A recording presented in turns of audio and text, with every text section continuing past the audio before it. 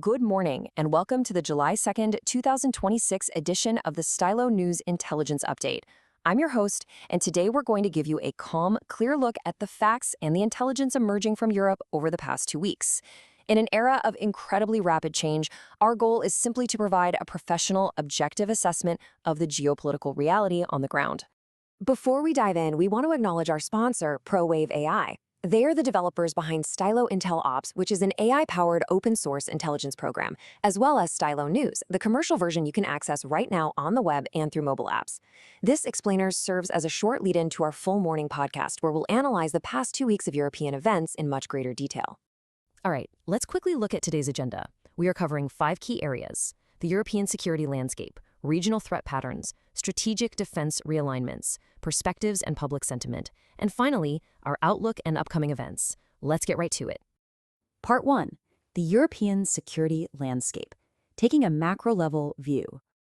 Over the last 14 days, events have unfolded across a truly vast geographic corridor. This stretches all the way from the High North and the Barents Sea right down through the Central European plains and into the Black Sea and the Balkans. What we are observing is a highly interconnected theater of operations. A strategic maneuver in one of these sectors inevitably ripples across the others. Moving to Part 2, regional threat patterns, we'll examine both military and hybrid threats. Starting up in the High North, late June, intelligence tracked Russian Tu-160 bomber patrols, which were escorted by MiG-31s over the Barents and Norwegian seas. Now, I want to be very clear here. Our assessments do not show any evidence of an imminent conventional invasion of Nordic territory. What this actually represents is a demonstration of elevated coercive pressure. It's a strategic signal that the High North very much remains a contested theater. And that coercive pressure extends well beyond the skies. We're seeing hybrid threats targeting the contiguous NATO space of Finland, Sweden, and Norway. Open-source intel has identified aggressive proximity maneuvers by Russian satellites near an ICI radar satellite. On top of that, we're tracking documented sabotage recruitment campaigns on Telegram, alongside various cyber operations. The strategy here is to apply steady pressure that remains deliberately below the threshold of triggering a collective NATO Article 5 response. Shifting our focus southward toward the Black Sea region, we are looking at a completely different reality. In Ukraine, the theater is defined by continuous, large-scale kinetic operations. The latest reports from the front lines show intensified deep strikes by Ukraine into Russian rear areas, right alongside persistent Russian ground assaults. The consensus across the intelligence community is clear. There's absolutely no indication of a near-term, durable peace settlement.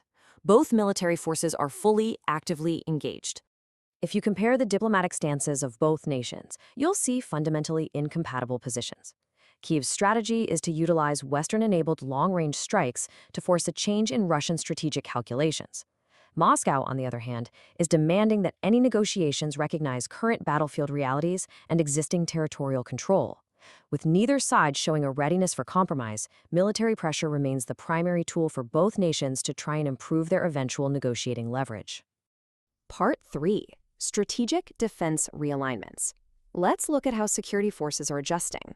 Focusing in on Central and Southern Europe, we're tracking a major new defense pact that was just signed in Warsaw between Poland and Germany, as well as a significant adjustment to the NATO KFOR mission in Kosovo.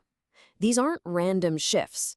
They represent deliberate recalculations of the continent's entire security architecture.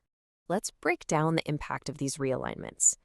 Through this new defense pact, Poland is really cementing its role as a vital logistics hub, while Germany is actively working to revitalize its conventional army.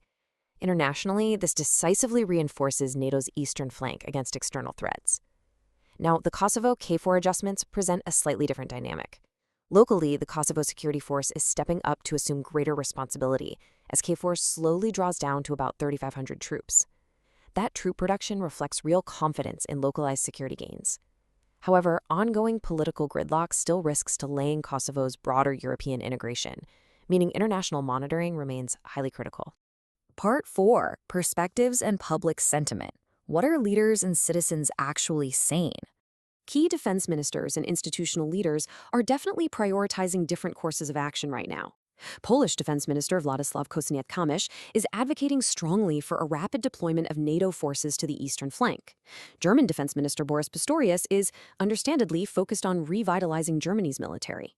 Over at NATO, Secretary General Mark Rutte views the Kosovo troop reduction as a measured, reversible adjustment based purely on ground realities.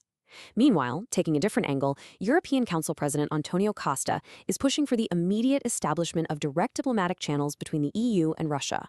While leaders debate policy, public sentiment tells a very interesting story of its own. Analyzing social media data from the platform X, we see a striking distribution of concern. Right now, a full 40% of user sentiment is highly alarmed by the ongoing heat waves and climate stress impacting the continent. Following closely behind, 35% of discussions show acute concern over Kremlin-influenced networks and hybrid warfare. And finally, 25% of the sentiment reflects skepticism toward NATO and EU institutional dynamics. So we're seeing a polarized public that is simultaneously worried about immediate environmental threats and long-term geopolitical commitments. And this public polarization is clearly mirrored in domestic politics, where internal divisions are making unified action much more complicated. The last few days have revealed a complex interplay of political shifts. Italian Prime Minister Giorgia Meloni has clashed publicly with former U.S. President Donald Trump over military policies. Over in the UK, internal pressures just led to the resignation of Prime Minister Keir Starmer. Additionally, in France, far-right alliances are actively seeking to alter the traditional balance of power. These domestic realities represent a genuine point of friction when it comes to maintaining a cohesive transatlantic security front. Finally, Part 5, Outlook and Upcoming Events. Here is what is on our intelligence watch list. In the days ahead, we have several key milestones that require close monitoring. In early July, watch for the advancement of Ukraine's EU accession negotiations. But the critical flashpoint will undoubtedly be the NATO Summit in Ankara on July 7th and 8th.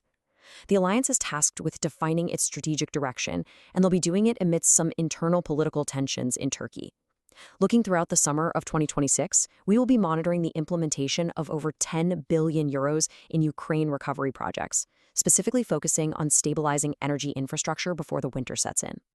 So, as we wrap up today's briefing, here is the overarching question we are left to consider.